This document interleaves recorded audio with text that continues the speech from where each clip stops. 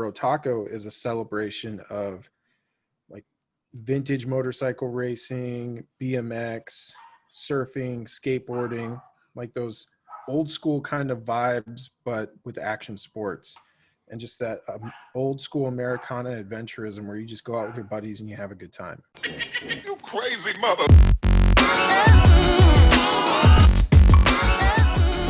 Hi, and welcome to the Delaireous podcast, where your host, Sean Delaire, has ordinary conversations with extraordinary people. In this show, we take a deep look into the minds of those that are influencing culture, building community, and driving the world moving forward. Join the conversation as we learn from entrepreneurs, social influencers, artists, and cultural icons and how their visions change the world. Here's your host, Sean Delaire.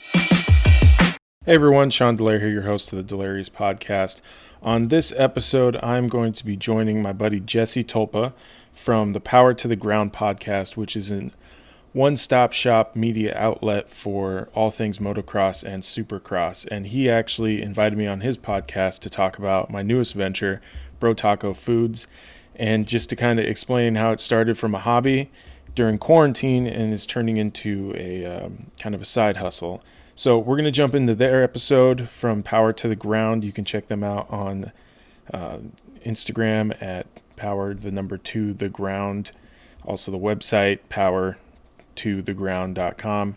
But we're going to jump right into it, listen to their episode, and then my interview is at the end. So check it out. Go follow them. And if you love motocross or supercross, they're definitely somebody that you want to check out. Welcome back to the Power to the Ground podcast, your source of motocross and supercross news for the fans and by the fans. If you like what we're doing here, share this podcast, give us a like and a follow on Facebook and Instagram, and of course, head over to power the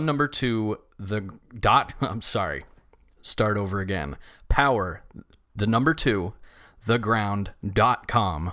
Become a member and check out some of the gear that we have over there. We've got some new stuff going on the website too, that if you go over to the website and become a member, that you will have access to. I will cover a little bit more of that as we get a little bit more into the podcast. At the end of today's show, this week I met with the owner of Brotaco, which is a buddy of mine that I served with in the Marine Corps, and we did a little Zoom call where I tried live on the video some of his hot sauce that he sent to me. It was delicious. If you want to watch the video, you can head over to the website and go to the videos page, and you can watch it over there, or you can wait until the end of this podcast and you can listen to the audio and see how it went. It was a lot of fun. Thank you again, Sean. Really appreciate the hot sauce. It was delicious, and I appreciate you taking some time out of your night to come hang out with me and just bullshit a little bit. Very interesting stuff. Next, the pick'ems. So pick'ems, this is one of the new things that we're going to add onto the website. There's going to be a new page on the website. Each week, you will go on, for motocross, it'll be prior to 250 Moto 1. You'll go on, you'll pick your top three overalls for 250 and 450. And the winner will get some sort of a prize at the end. We had a makeshift one through the forum on the website this week, but we have a winner to announce. I'll get to that in a second. But so if you will have access to the pick'ems if you're a member. So if you're not a member already, head over to the website, become a member, and I'll let everybody know when the page is open for the pick'ems for next week. This will happen every single week that there is a race. You'll have an opportunity to win something, and we'll try to make these prizes sweet for you guys. So that being said, I have some results from our makeshift pick'ems from last week. The WW Ranch races, they were interesting, and the track was awesome. I freaking loved that track. But we have a winner, and our winner is Austin. Austin. So if you're listening to this, just message me on the website and we will set something up to get you your Power to the Ground hat. I'll send that out to you. Austin got a total of 8 points. He only got 2 points for the 450s, but he called the 250s dead on. All 3 spots in their spot. The points, the way that they go, if you get a rider on the podium, but not in the correct spot, that is 1 point. If you get a correct rider in the correct spot on the podium, that is worth 2 points. So it is a possible of 6 points per class, a total possible of 12. And Austin got 8 out of 12, and we had a tie for second with Doug and Martin with 5 points apiece. So Austin, again, reach out to me, message me on the website, and we will get you your Power to the Ground hat.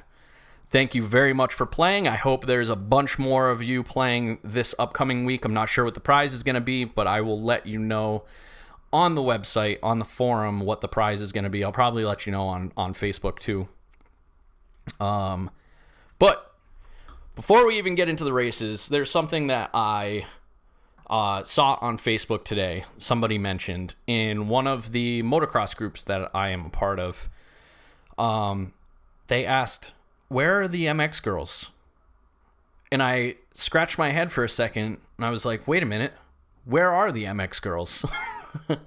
That 30-second card, if you guys haven't noticed, which I hadn't until somebody pointed it out to me, that 30-second card is not held by an MX girl anymore. So I don't know what's going on with that. I thought it was something relevant. The MX girls happen to be something that I really enjoy as part of the sport, as well as the Supercross girls. It has really become a part of the sport, and I guess I didn't really notice until somebody pointed it out. But now that they've pointed it out, it's like there's something missing. I'm assuming that probably has something to do with the whole COVID situation, which I still haven't yet to even talk about on this podcast. I'm not sure that I'm actually going to. But anyways, let's get on with the show. Let's talk about the races. We'll start out with the 250 Moto 1. 250 Moto 1, McElrath took the whole shot. Ferrandis got a good start, which is not normal. And actually, he got good starts the whole day. And he didn't waste too much time getting up to the front, and McElrath basically just went backwards. One thing that I noticed about this race, first of all, this track was really fast, and I loved this track. For any of you who have been listening to this podcast, you'll know that I am a big fan of sand tracks, sand sections, sand this, sand that. Love the beach because there's sand on the beach. I just love sand. But this was a combination of a fast and sand track. It was a very European track, and you even in the second motor you saw Anstey was excelling, probably because he's got a lot of MXGP experience and felt right at home on this track. But one of the things that I noticed about this, because it was such a fast track and there was a lot of different lines for passing, this 250 class is deep. It's like 8 riders deep, a solid 8 riders deep. That could win a race if Ferrandis wasn't on rails, which he was today. It was pretty much a done deal from the beginning. Ferrandis got a good start. As soon as Ferrandis got a good start, I think there was a collective thought of everybody watching the races saying, oh man, he got a good start. Yeah, this is over. Ferrandis has got this one. And it didn't take very long. He got to the front. And it was just gone from there. A couple things about the broadcast. During the 250 race, they did something that they've been doing for the past couple of weeks is their Mount Rushmores. I think that's kind of cool. I'd like to see what you guys think. What do you think about the Mount Rushmores? The Mount Rushmore segments. They had Cooper do his, and they're basically there's maybe one or two riders different between them, but I think it's still it's a cool touch to add into the broadcast. Hampshire went down. Hampshire was having a good moto, and he went flying and abandoned his bike mid-flight. You could almost see his thought process where he was like weighing, do I try to save this or do I abandon ship and make sure that this bike isn't going to just crush me? And he did. He abandoned the bike, and he ended up, when they missed it in the initial shot in the broadcast, but they came back after the crash and they showed him coming back to his bike, and he was far away from his bike. He was probably 50 yards away from his bike. He had to run from one side of the track to the other to go pick up his bike, and it was mangled. The whole back end was just mangled. All the plastics were broken off. His front wheel was just wobbling. They had to do basically, for the Moto 2, he had a completely new bike. They had to do basically an entirely new bike for him to ride on Moto 2. Glad to see that he was able to get back up and he didn't get injured. I haven't read anything about any injuries that he got out of it, but I'm assuming we'll see if there's anything. He looked in pretty good shape after he got up after that crash. I hope he's not injured, because it's fun having Hampshire in there. Hampshire always he always throws a wrench in things, and he's difficult to pass even for the top guys. And sometimes he leads laps, and it's a more interesting race when Hampshire is there and on his game. So that was 250 Moto 1. Our finish was Ferrandis. Jet Lawrence made his way. Jet was fast. And if you actually look at the times at the end of the race, Jet was closing on Ferrandis. He shaved off a couple of seconds. He was definitely riding, and Ferrandis may have mailed it in, but Lawrence was closing the gap at the end of the very maybe lap or two. And then Jeremy Martin was in salvage mode. I know I didn't mention him in this, but he did not get a good start, and he was in salvage mode, and he managed to make it up onto the podium to finish off Moto 1. So that was it for the 250 Moto 1s. Then we moved on to the 450s.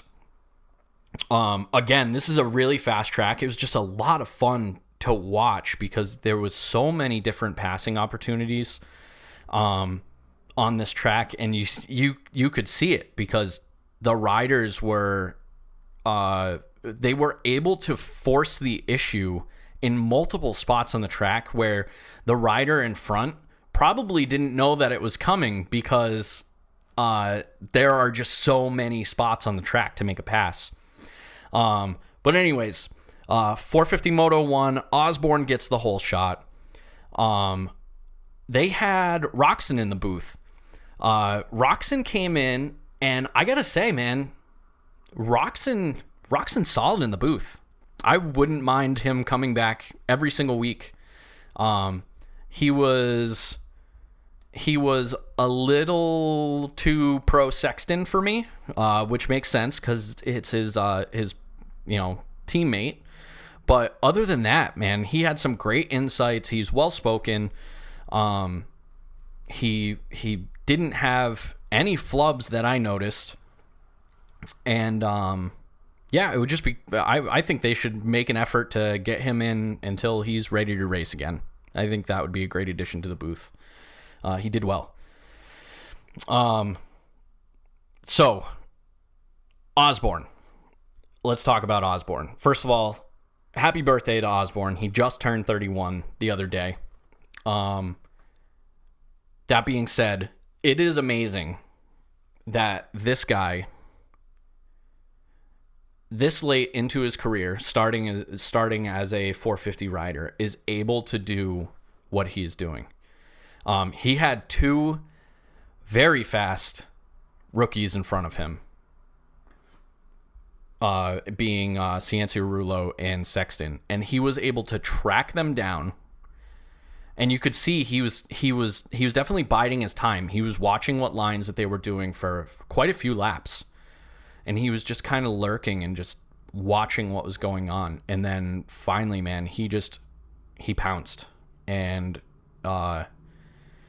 he made his way to the front, and then that put Cianciarulo in the second place spot and Sexton into the third place spot, because I want to say it was like within half a lap, maybe a full lap, where he went from third to first. I'm pretty sure it was like more like a half a lap. And then Sexton ended up going down at the very, very end of the moto, which allowed Musquin to sneak onto the podium. And for 450 Moto 1, that gave us a finish of Osborne, Cianciarulo, and Musquin. There wasn't a whole lot of intrigue in this moto other than the fact that Osborne just looked better than everybody else that was around him. He was just able to do what he wanted when he wanted, where he wanted, and it resulted in him just kind of blowing by people on his way up to the front when he finally decided to make his way up to the front. And yeah, that's what champions do. Champions, they just make things happen, and he did. So before we go to break, my PTTG count, and that for those of you who aren't familiar, the PTTG count is when one of the announcers says "power to the ground" in the broadcast. For example, he came over that jump and he got down as quickly as he could, got the power to the ground, and then moved on, or off of a hole shot. Let's see who gets the power to the ground better in this start. And I only got one. This week. I think we got 3 last week. If it was more than one, feel free to let me know on the website, and we'll get a correct count out there. But that's something that I want to do moving forward. Before the break, I'll do the PTTG count. That being said, let's take a break, and then we will come back and do the Moto2 recaps.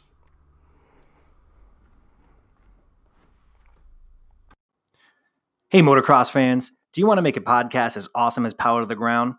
Well, Anchor is the best place to do it. First of all, unlike your bike and all your gear, it's free. It also includes all the creation tools you need, allowing you to edit right from your phone or PC, giving you more time to get out and ride. And if you need to fund your riding habit, Anchor allows you to get paid, no minimum listenership. Everything you need, all in one place. Download the free Anchor app or go to anchor.fm to get started.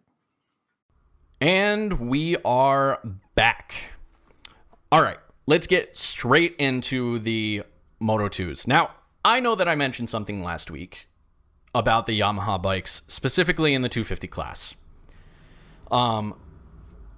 This is something that has been well known. It's been talked about for a couple of years now, but I think it's getting to the point where it is just so glaring that it's unbelievable to me that it hasn't been done. Nothing's been done about it, and that is that the Yamahas seem to just have so much more power than the other bikes in the 250 class. And quite frankly, I don't understand how for multiple years that can be the case.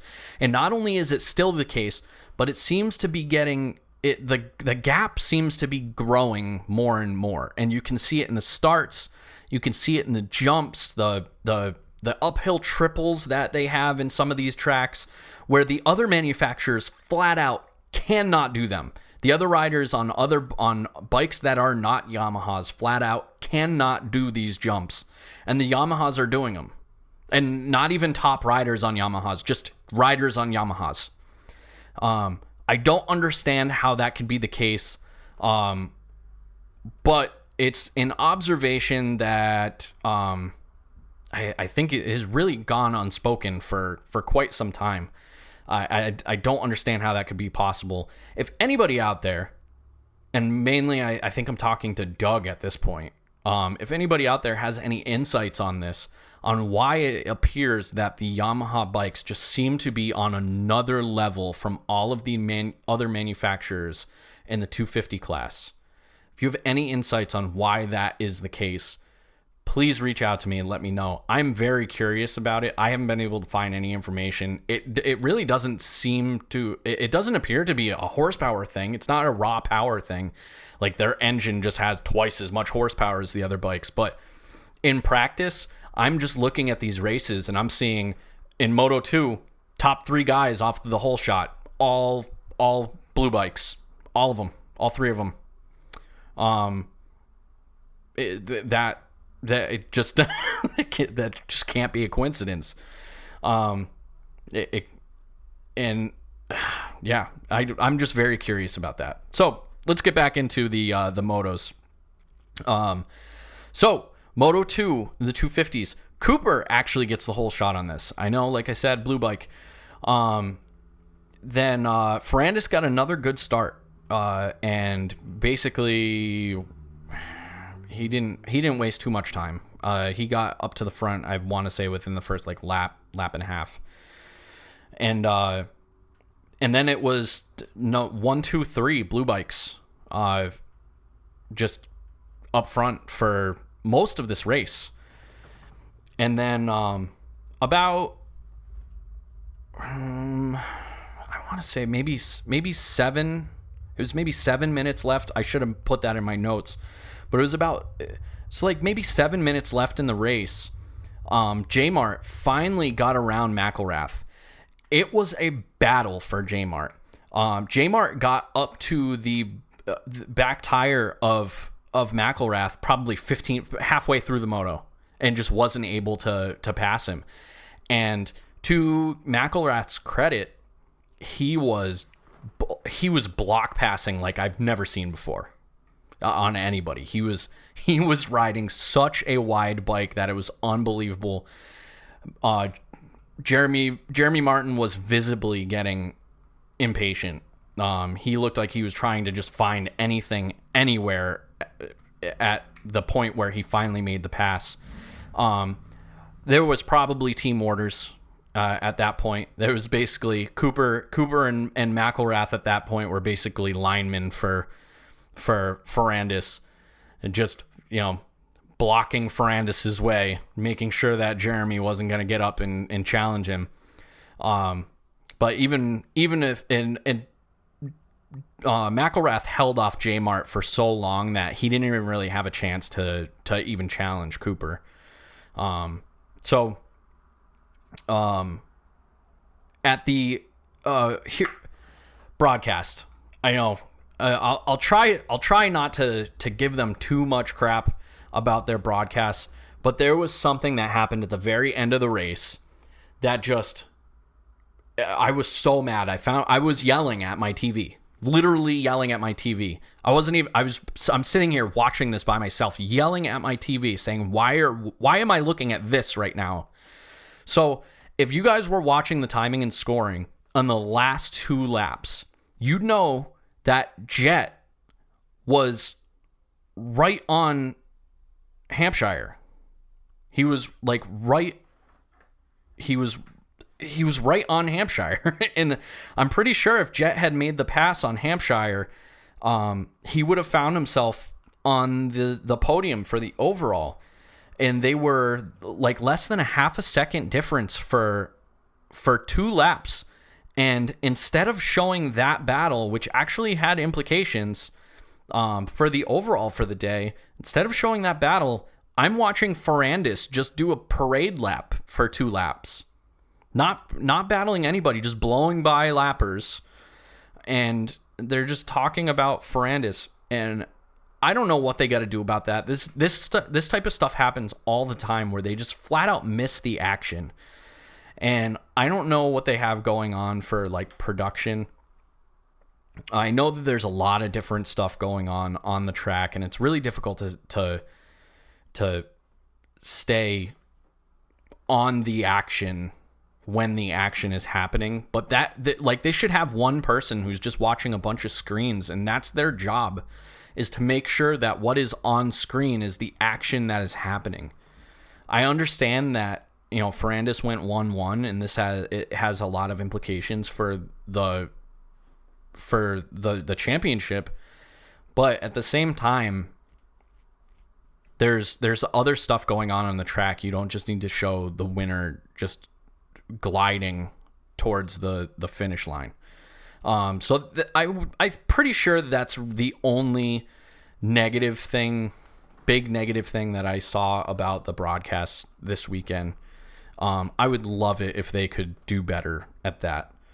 just do better. So for 250 Moto 2, we had Ferrandis in the number 1 spot. We had Cooper in the number 2 spot. And then, like I said, J Mart finally made the pass on McElrath and found his way up onto the podium. And that gave us an overall of Ferrandis in the number 1 spot. Obviously, he took the 1-1. Cooper in the number 2 spot for the overall, and Jeremy Martin in the number 3 spot.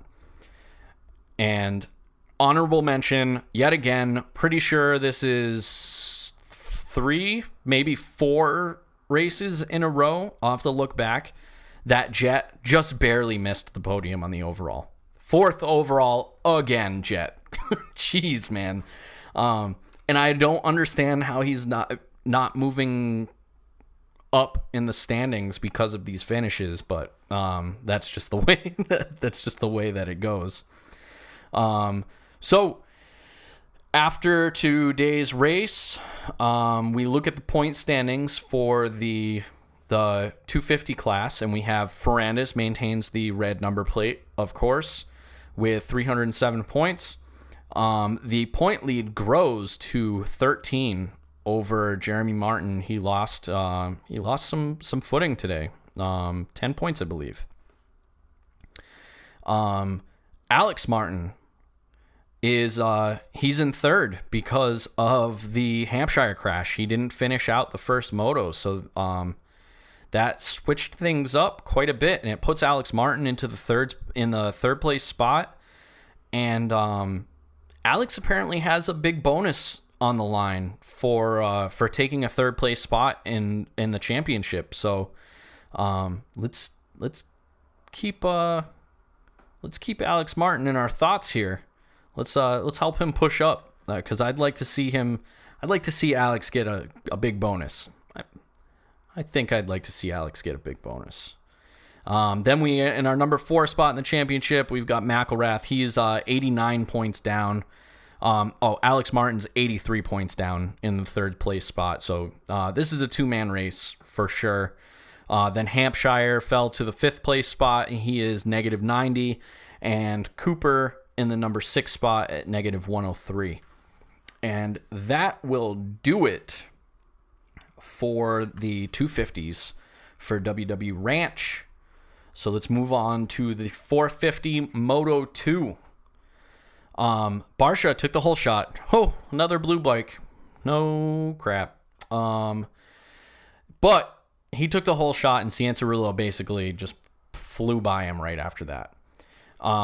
And then Barsha went down first lap, and he actually had to get off the track and go to the pits, and they had to rip some of his plastics off because there was a bunch of, I guess, dirt got underneath his plastics, and it was hindering the airflow, is what they were saying in the broadcast. And they ripped the plastics off to increase airflow, and he ended up getting back on the track in the 39th position. And I kept my eye on him throughout the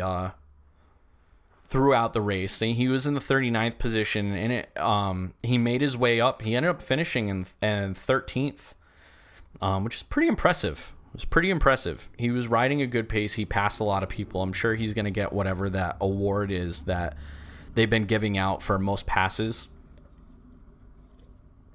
It's 39th to 13th. That means he passed 26 people. I'm certain that put him up there.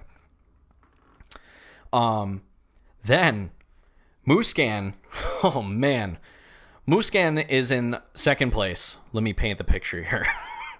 Musquin is in second place, and he's getting ready to make a move on Cianciarulo, who is in first place. And they're coming through this rhythm section, and they're basically bar to bar. And there was a certain point, and if you actually look back at the replay, you can see where Musquin commits to the line that he committed to, that ended up causing the crash, that caused Cianciarulo to fall back. But it's very clear, it's very clear that Musquin was taking a beeline to this inside line, and Cianciarulo just was not willing to give it up. And he went in there, and then somehow from the inside, Cianciarulo is the one that ended up going down. And Cianciarulo actually, really what ended up happening is Cianciarulo just pushed Musquin off that line, which caused him to go over the inside berm to the outside line, and then he just finished the turnout, and he was in first place, and Cianciarulo was down in the dirt trying to get his bike up while Zacho rode over his bike.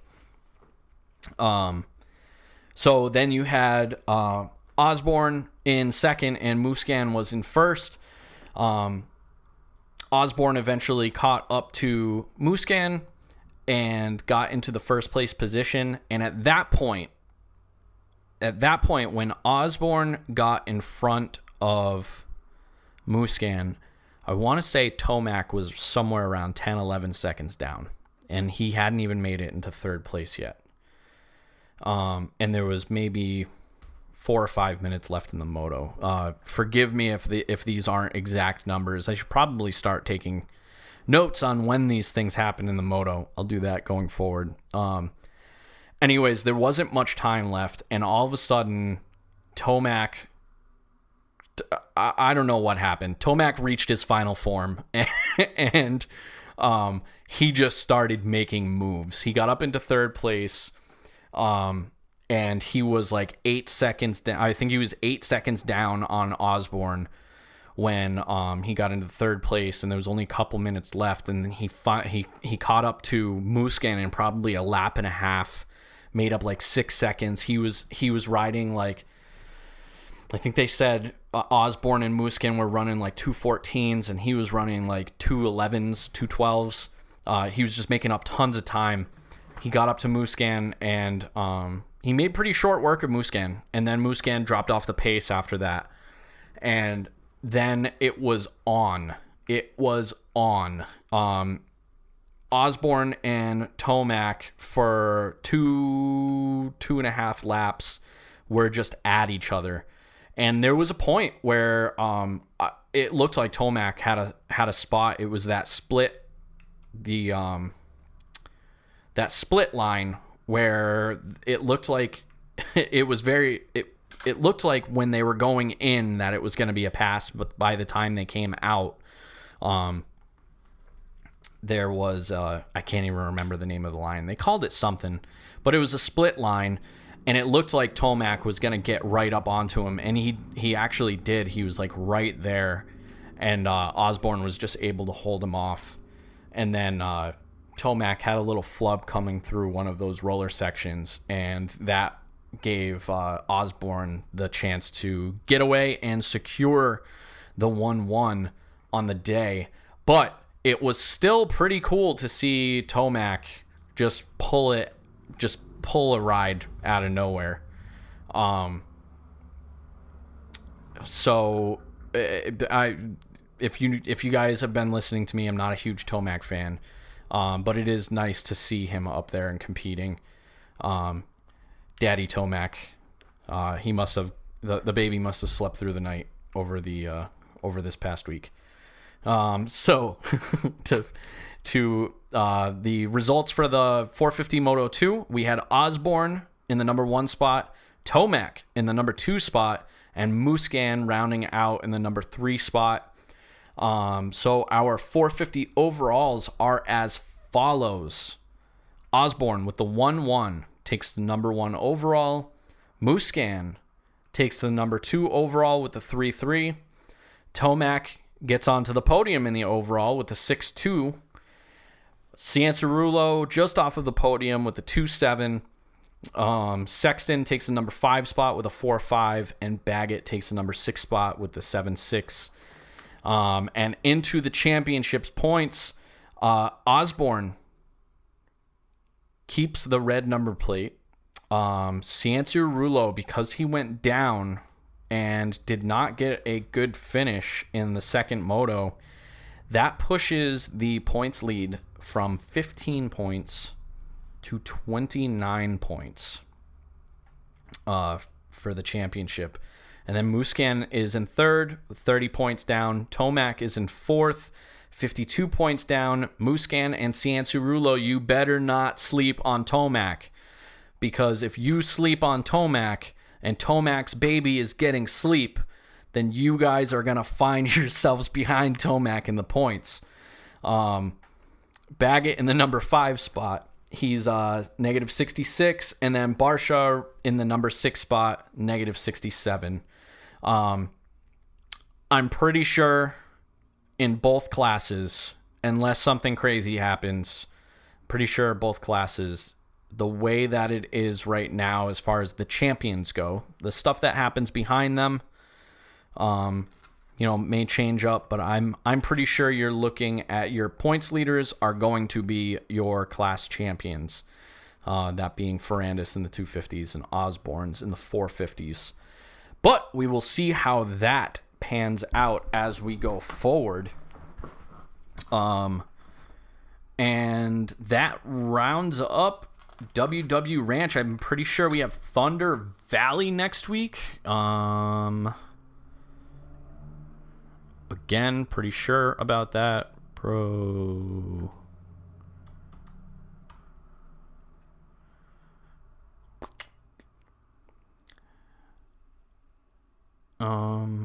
Where are we? Schedule. There we go. Yep, Thunder Valley next week. So we've got 2 races left. That's a total of 4 motos. Like I said, I'm pretty sure you're looking at what you've got for champions now. The stuff going on behind them may change, but looking at an Osborne Ferrandis finish for the championship, which would be pretty cool. Ferrandis finishing out his 250 career on top, and Osborne starting out his 450 career on top. It's pretty well, not completely starting out. I know it's he's got a few rides under his belt, but it's just good to see him up and rolling. Again, Austin on the pick'ems, you got the number 1 spot in the pick'ems. That gives you a free Power to the Ground hat. Hit me up on the website. We will hook it up and send it over to you. If you guys are listening to this and you are not a member, go over to the website, become a member, and you'll have access to exclusive content, videos and such, and also the weekly pick'ems that we're going to do would give you a chance to win some pretty cool prizes. Stick around. After we are done here, you can listen to the audio of me sitting down with Sean from Brotaco. We'll do some live hot sauce tastings. Other than that, I will see you guys next week talking some Thunder Valley. And that is all we got for this week. So I'll see you guys next week. Peace!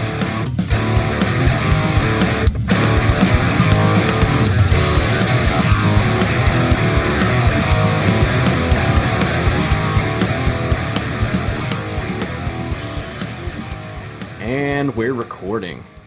All right, you guys, I am here with my buddy Sean Delaire. If you guys are listening to this on the podcast, just so you know, there is a video live on the website. You can head over to www.power2theground.com, become a member, and you can get access to this video. And I think, Sean, you're going to throw the podcast up on yours too. Yeah, actually, I haven't really been too active on my podcast, so this will kind of be like getting back into it. Sweet. it's a good time. I think everybody is just like craving content right now. So Yeah, well, I took a break just because of everything crazy that's been going on up in Seattle right now. yeah, It's kind of like there's more important things to focus on in life right now.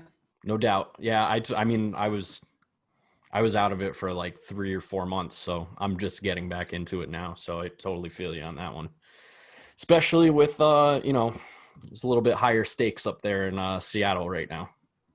But Well, yeah, there's riots again, so yep, they just started back up. good stuff. That's the world we live Yeah. in now. Yep.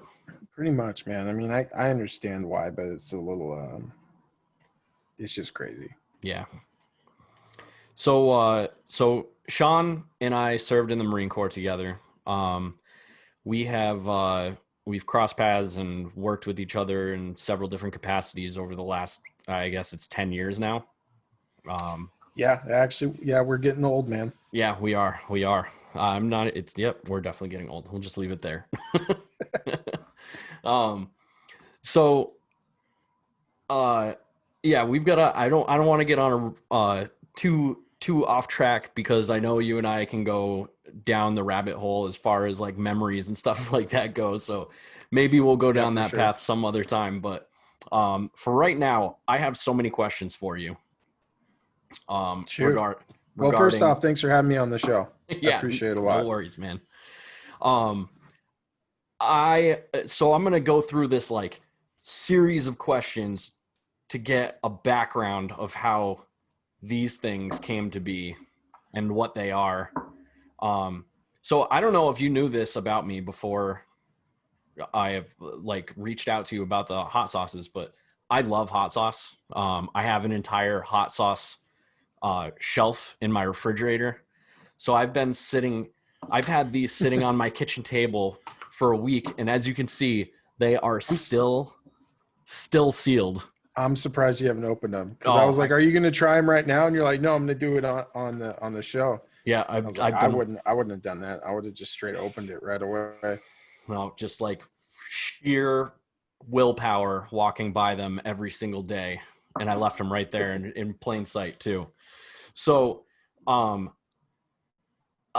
tell me about Brotaco. Like,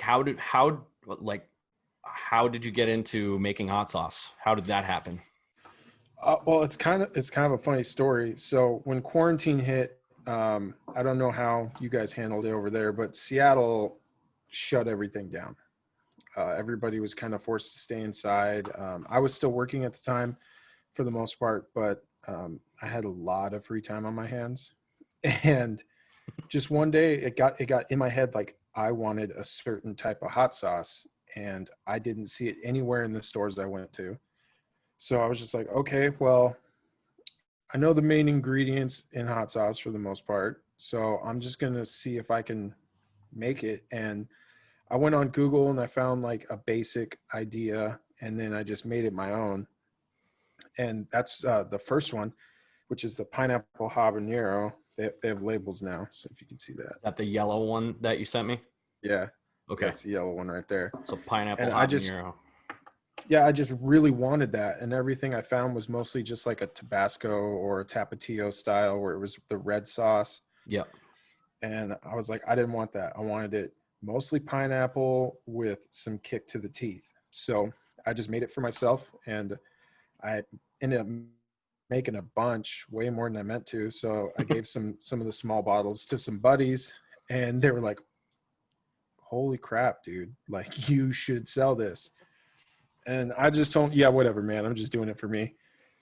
And made another batch after I ran out, and I just put it up on Facebook. I was like, hey, I'm making some more hot sauce. If anybody wants some, cool. And I expected like one or two. I think I got like 25 orders. Wow. I was like, oh, okay. I was like, okay, I guess I'm making more than I thought. And so just from there, everybody loved it. They wanted more and more. People were hitting me back within a week to get more sauce, and I was just doing it as a hobby. So like I didn't have any production set up. And then I got an idea for a second hot sauce, which is the green one, which is avocado serrano right here. Okay. And that was actually like a special request. Somebody was like, hey man, I have this sauce. I can't find it anywhere. It's my favorite sauce. If you can make it, I'll buy it from you. So I was like, I actually sounds super good. I'll see what I can do. I came up with that one, and he told me that he loves mine better than the one he used to get. So I was like, all right, well, I'll just roll with that. And just with those two, like every kind of, I try to do a seasonal one. And so the summer seasonal is the raspberry jalapeno, which I've called Radberry.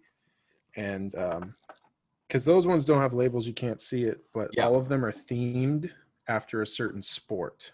Okay. And so that's just kind of how the sauce expanded, and people wanted more and more, and I started making it. But Brotaco is a celebration of like vintage motorcycle racing, BMX, surfing, skateboarding, like those old school kind of vibes, but with action sports. And just that old school Americana adventurism where you just go out with your buddies and you have a good time. So I modeled each one after a different sport. So the pineapple is surfing, the avocado is longboarding and skateboarding, and then the radberry is BMX and downhill mountain biking. Nice. And I'm still working on the motocross one. Sweet. It's coming. It's just I've been going through some experimental batches, and they just haven't quite been up to par, so I'm not ready yet, but it's coming. And so that was just kind of the whole thing, man. It was just good vibes with your buddies, doing what you love doing. And you know this, but people who don't know me don't know this, but I love tacos. It's like my favorite food. And everywhere I go, I search for the best one. And half the time it's hit or miss. Like, it's good, but the sauce sucks, or the sauce is good, but the food sucks. So I was just like, well, I'm making these sauces. I try to pair them with a recipe and just kind of move it forward with a blog. So it's just food ideas for myself. Like I come up with what I want to make for dinner. Yeah. And then I write the recipe and show people how to make what I made. And most of it's taco themed of some sort, loosely. And it's just to kind of give people an idea of like, this stuff's easy to do at home. You can cook for yourself. You don't have to go out there and be disappointed because you went to a restaurant and you're like, I could have made better at home. And right. For me, I hate that. I hate when I pay somebody, I'm expecting something good, and then I'm just like, oh man, I want my money back, but I'm not going to do that. But I mean, we've all had that instance where you're super psyched about something and then you get it and you're just like, man, that sucked. So that was the whole idea. Like, we're all stuck inside.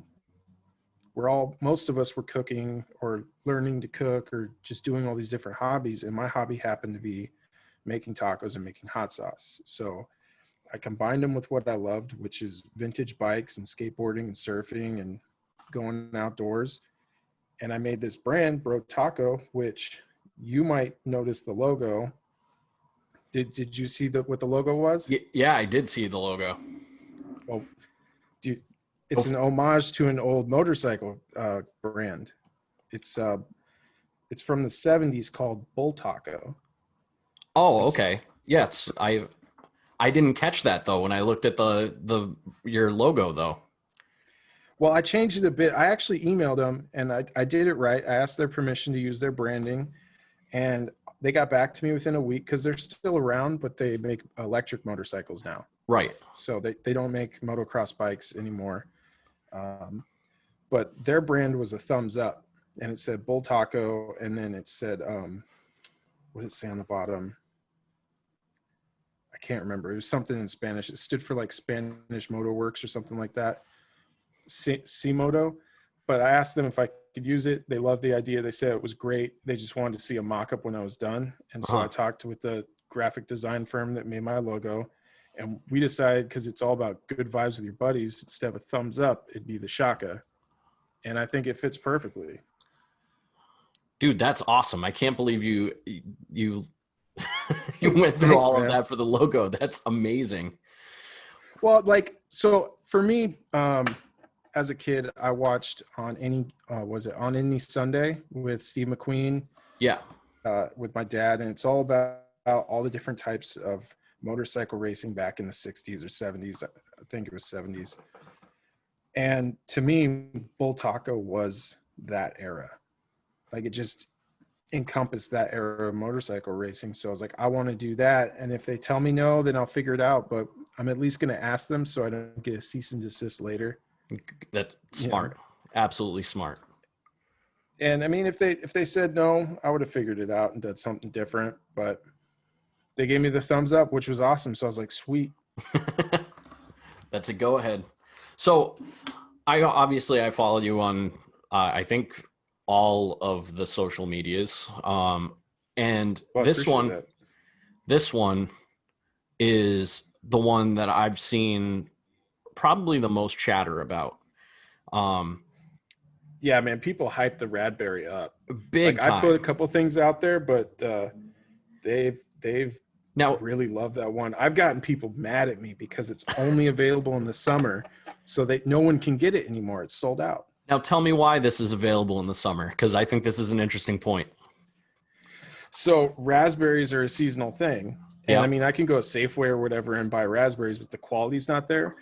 And part of my whole vision with the brand is locally sourced as possible. So I physically go out to this farm over in, I can't remember where it's near Seattle. And I pick the raspberries my damn self. So I'm out there in the sun with my giant hat picking raspberries, and I walk out with, like, every time I went was like 4 to 8 pounds of raspberries. Jeez. And so when the farm runs out, I can't get them anymore, and the quality is so much better. Oh, excuse me. Yep. The quality is so much better that I'm not going to sacrifice the quality of the product just to pump it out year round. So I'd rather that's the seasonal. It celebrates BMX and bicycle riding out in the woods, out on the track with your buddies. Personally, it's one of my favorites. It's sweet but spicy, and it's very versatile. But people have just been blowing that one up, man. I couldn't believe, like, when I came out with it, they hadn't even tried it yet, and they're like, I want it now. I want like 8 bottles. And I was like, whoa, man, like, you can only order 2 at once. Relax. Because it takes a lot to make it. Like, I spend like 4 hours out in the fields picking berries, and then I have to process that sauce differently than the other ones. So it's unique for sure. Jeez. Yeah, I mean, this is the one that caught my attention. This was the one I saw it on social media. I heard people talking about it, and just, people were just blowing it up. And I was like, dude, let's do a taste test on the podcast and see what we can get going with this. So, all right, I'm gonna start cracking these open. So before I start, what order are you gonna go in? I'm gonna go in chronological order in which you made them. So I'll start with the pineapple, then I'll go to the avocado, and then I'll finish off with the raspberry. All right. But before I start with this, and again, I love hot sauce. I ain't no bitch, but I also know that you are a glutton for punishment. So how all right. So actually, the hottest one is, and to be honest, like, I made these specifically for versatility so that you could use them on anything, because for me, the flavor has to be right. Okay. I don't want a hot sauce that's just disgusting but super hot. Like, it has to be delicious. So I focus on the flavor first and the spice second. So your hottest is going to be the pineapple habanero. Okay. Which it starts off with like just straight pineapple and then cascades into just fiery hell for a couple minutes and then kind of mellows out. Okay. Kind of like riding a wave, man. You go up and then you shoot back down, but it's mellow enough at the end that you can keep eating it. Okay. The one you're opening now is the avocado serrano. That one, the best way to describe it is spicy guacamole. Like, okay. The heat's there, but it tastes like guacamole. So it's not too extreme. It's very, very mild. And then just a little bit of a step up from that, but around the same area, is going to be the raspberry. That one's more sweet, and you can taste the fire of the jalapenos, but it's not overbearing. I mean, okay. And it tastes kind of like a spicy jam. Gotcha. All right. So do you have any plans to make like a atomic hot sauce or anything like that? Go crazy with something? I want to, but like I said, the flavor's got to be there. X Games themed. Well, I want the motocross one to be one of the spicier ones. Okay. But so that's why it's kind of like I've been trying different things to try and get it right, and just something hasn't stuck yet. And for me, if it doesn't have the wow factor, like I'll use it around the house, but I'm not going to bottle that and sell it to people, because if it doesn't meet like that high standard, like if I don't taste it and go, oh shit, this is good, then I'm not going to sell it. You're an artist of hot sauces. Well, I just don't want to put out crappy stuff, man. All right, so I've just got plain tortilla chips here. All right. I'm gonna. Do you You ever might watch? want to shake them up. All right. You ever watch Hot Ones? I do, and on it would YouTube? actually be super cool to get one of my sauces on there one day. That would be. I really like sick. I really like the Action Bronson and also the Shia LaBeouf episodes. Those ones are good. The Shia LaBeouf episode was probably my favorite one. Yeah, because he just was like, "Let's do it." I'm crying right now, but let's do it. And he was like going over the top. He was like taking extra sauce and everything, just yeah. He's like, "You don't even have to do because- that." And he's like, "No." Oh, so first thing, this smells amazing. It smells like a pineapple, like just like a straight up pineapple right in front of me. All right, That's good. here we go.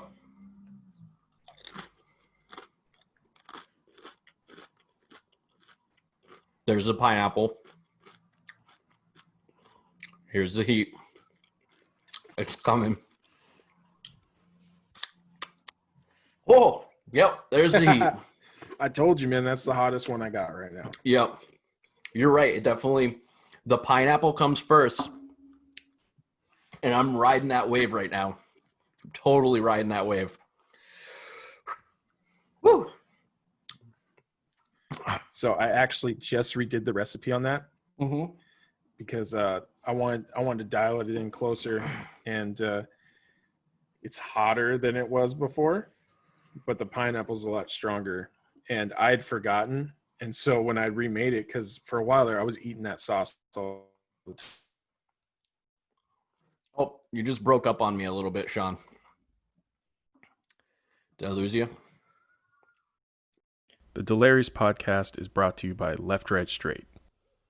Are you a veteran and feel lost, like you don't have a purpose anymore? In the military, we are part of something greater. We are surrounded by our brothers and sisters working to accomplish the mission.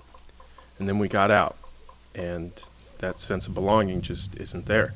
And that's why Left Right Straight exists, to provide veterans, first responders, and their families with a healthy, outdoors-focused community to not only get back that sense of belonging, but to develop positive coping mechanisms utilizing adventure therapy techniques. Now, we aren't for everyone. We don't claim to be. But if you love the outdoors and you want to go hiking, backpacking, camping, or snowboarding with other veterans, then we might be the right place for you. Check us out online if you wish to learn more about our mission, donate to help veterans go on expeditions, or you want us to guide your private or corporate team building expeditions. To learn more, visit us online at www.leftrightstraight.org. There he is. Oh.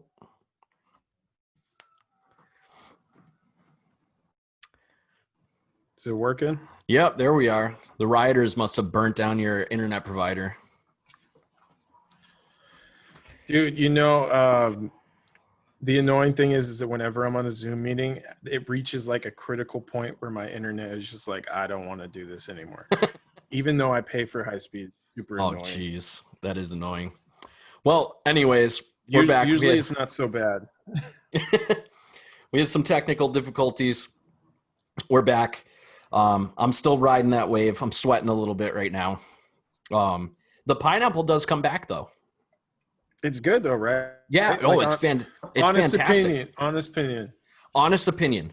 This is a solid A grade, like not even supermarket, but like Trader Joe's class hot sauce. I don't Thanks, know man. how better to put it, but this is you can't get hot sauce better than this. Like, this is as good as it gets. It's just flat out how it is. Like, I don't Thanks, know man. that I used to go to farmers markets all the time. And farmers markets that carry hot sauces, they make them the same way that you do. They use the fresh, locally sourced ingredients. And when you do that, you've just flat out cannot get a better quality hot sauce than that. The problem with people who make hot sauces for farmers markets is if you want to get the hot sauces from those people, you have to go to that farmers market. They're not like sourcing it and sending it to you across the country. So, Which in is that actually regard, crazy, man. I've been doing this for 4 months now. mhm. I've already shipped outside of the US, which blows my mind. outside of the U.S. Yeah, I've shipped a couple orders to Japan. Wow. And then I actually have one that's about to go out next week. That's going to Afghanistan.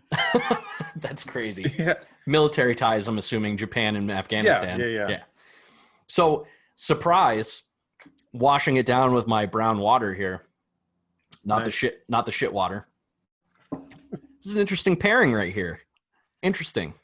You know, So- actually, I use the pineapple for cocktails. It makes a really good, if you make like not a Bloody Mary, but like a tropical kind of fruity drink. You put a couple drops of that in there. It's perfect, man. Really? Also, it's really great for a pork marinade. Yeah, that's probably the next thing that I'm gonna. I mean, I've been making pulled pork like it's nobody's business for like 2 weeks now. Oh, shake this up. Yeah, I mean, they settle a bit, so it's good to give them a good shake.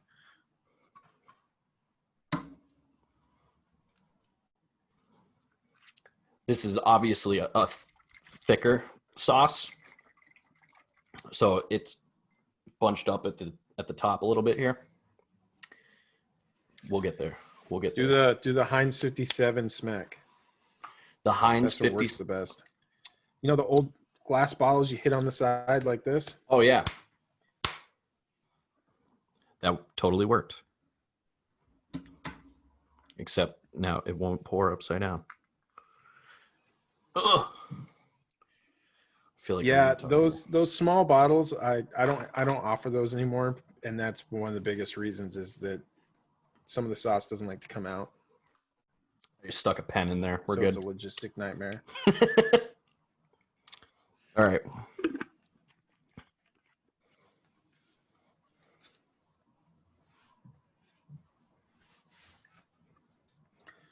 We have So the We have reason this release. one is longboarding, yeah. the reason that this one is longboarding is because as soon as I made it, I took a bite and it instantly made me think of skateboarding down Southern California next to the beach. No way. Mexican food, I'm assuming. Oh wow.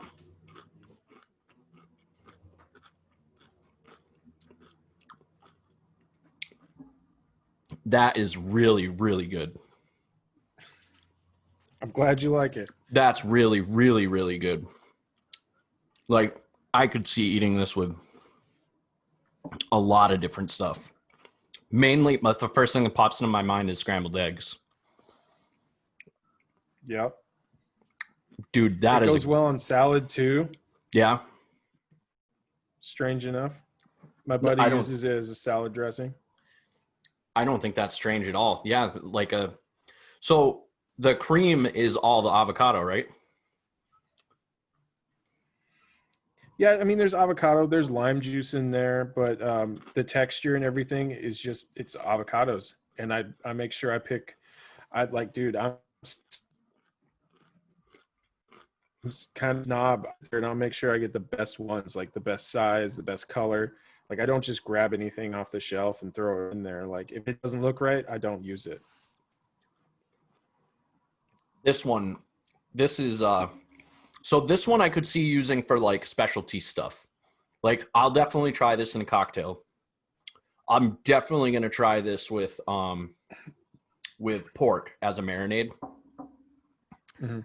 This is something that I would use like every day on like multiple things that I ate that day. It's awesome. That is really, really good. All right. On to the Radberry. Let's shake this one up. Oh, I'm kind of curious what you're going to say about it. All right. I mean, this is one because I've seen so much hype about it. I've made a conscious effort to just manage my expectations. Yeah, Just, I get it. I don't want to go over the top and say, you know, this is going to change the hot sauce game forever because I I'm don't going know to about try. all that. Because then, Like I try not. So I just let the sauce and people talk about the sauce speak for themselves. You know, like I'm not out there going, "This is the best sauce you'll ever have." But as long as people like it, you know, I'll keep making it. right. And so far, I've gotten some ridiculous reviews, but good, but super ridiculous. All right. One guy said he wanted to sleep in a bathtub of it. Sleep in a bathtub of it. Yeah, I was like, okay, man. All right, here we go.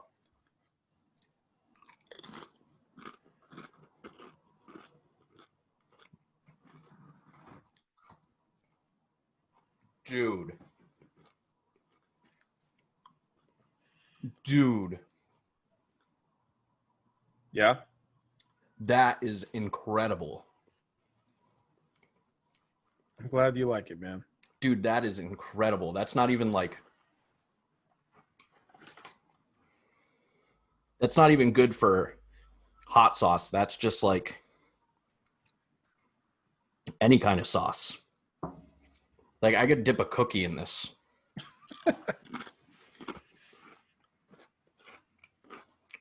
There's no way that's making it to tomorrow. No way. Well, you can't get any more of it. Oh, you're gone. right. Well, You're right. I mean, I may just happen to have one or two more bottles. All right. But you can't. It's out of stock for sale. But there is some that let's just say people have some names on them that have done me some favors that are getting one. Gotcha. You doing any giveaways with them or anything like that? Usually when they first come out, so like for my buddies and stuff, I'm like, hey, this is the first batch. Let me know what you think, and I'll give out bottles to people just for their opinions and stuff like that. Yeah. Because the first batch is always experimental, anyways. But I do set aside some that I just kind of wait for a little while until like it feels just right, and I'm like, hey, if you tag this or you go, like I'm trying to do challenges now. That's one thing I've been thinking of.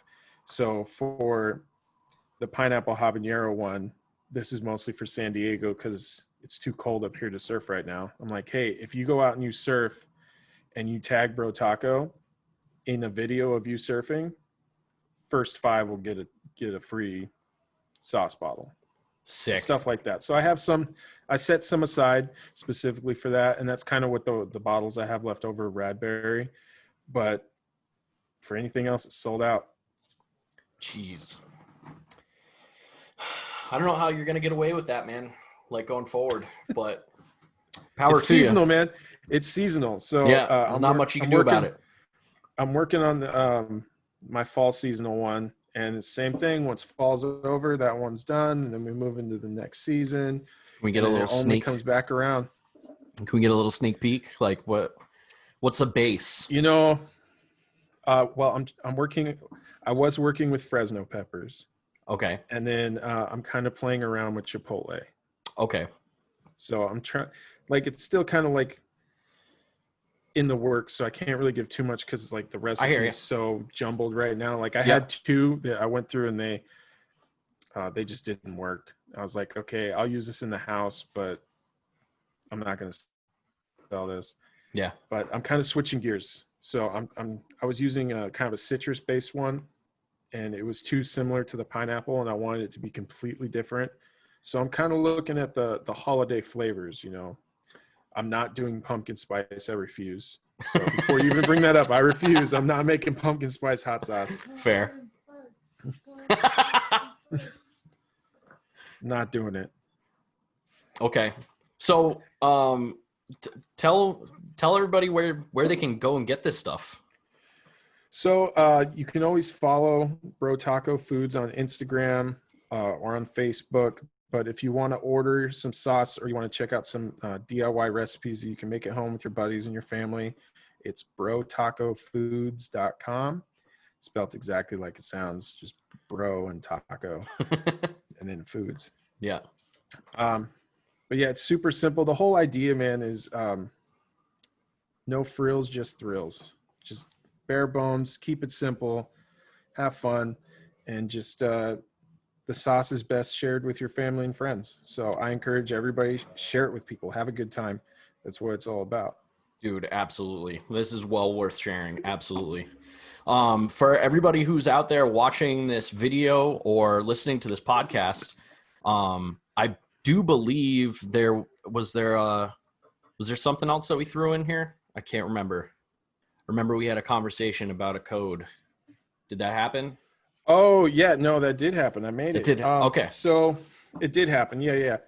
It's the code you chose, but we are going to be working with Power to the Ground. I am creating a specialty sauce for Power to the Ground. That's what we were talking about earlier with the motocross one. And I'm looking at that to be the fall seasonal, or it might, I'm playing with it being the fall seasonal or year round, depending on what it is. And we'll talk more about that off the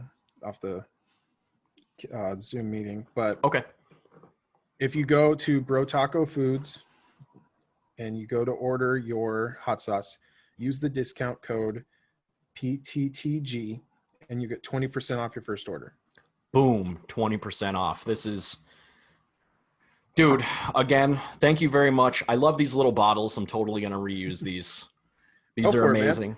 Eventually down the line, I'm going to do a recycling program where after you're done with your bottle, when you buy your sauce, you'll have a return label and you just put it in the box, slap the label on it, ship it back. Cause I hate making waste. Yeah. So if just recycle the bottles, keep them going, helps the environment, and it'll save people money. So anyone that recycles their bottle back to me, I haven't figured it out yet, but they'll probably get like a couple bucks off their order, you know? Dude, that's an awesome idea. I'm totally on board with that. Dude, let's keep this rolling. Let's, let's check back every once in a while. We'll see if we can get you on, do like a cooking show on Zoom or something like that. And we'll throw it in. You can do one of your recipes. Yeah, we can do that. I really appreciate you sending these sauces out and taking some time tonight. Come hang out with me while I'm drinking my brown water and eating some hot sauce and chips. I just got normal water, but cheers. Cheers. Boom. Oh, dude. So I got a new water bottle because I broke my other one. Okay. And so it's a freshie. There's nothing on it. I had to throw on the LRS sticker, but all this white space. Nice. Here, hold on. Since we're doing coin checks. Coin check. Yep. Because every day is an adventure. But since I have all this fresh space, it'd be perfect for one of those orange Power to the Ground stickers. Yeah. We'll talk more about that after I hit the record button. Stop. For sure. All right, dude. Well, thanks again for having me on the show. I'm glad you like the sauce, man. That's what it's all about. Like if you didn't like this stuff, then I wouldn't keep making it. So as long as people like it and they love it, then I'll keep making this stuff. Sick. I'll send you pictures of stuff that I made with it too. Hell yeah. All right, guys. Thanks for listening to this podcast / watching this video. This is the first video / podcast that I've done with Power to the Ground. So if you're listening to this podcast still, where we should be at the end of the podcast, and you want to watch the video of me sweating after I eat the pineapple hot sauce, You can jump over to the Power to the Ground, power2theground.com, become a member, and you can watch all the videos that we have over there. Obviously, jump over to Brotaco and brotacofoods.com and order some hot sauce. Use that discount code, and we will see you guys next week. Peace. So that was the show. Thanks again to Jesse for having me on the Power to the Ground podcast. Again, go and check them out if you love all things motocross and supercross. They are really doing an amazing job of getting all the media, just everything you need right there to follow the sport and enjoy it.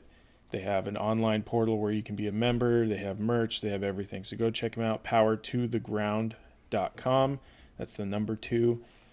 So thanks again for listening, and we're going to roll credits.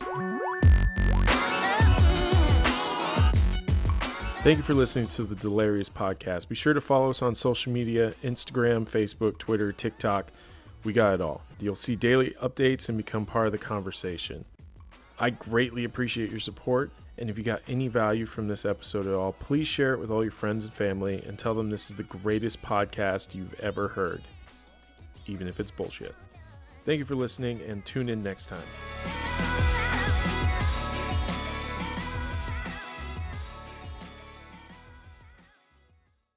7, 6, 5, 4, 3, 2, 1. You'll never have the sacred stone.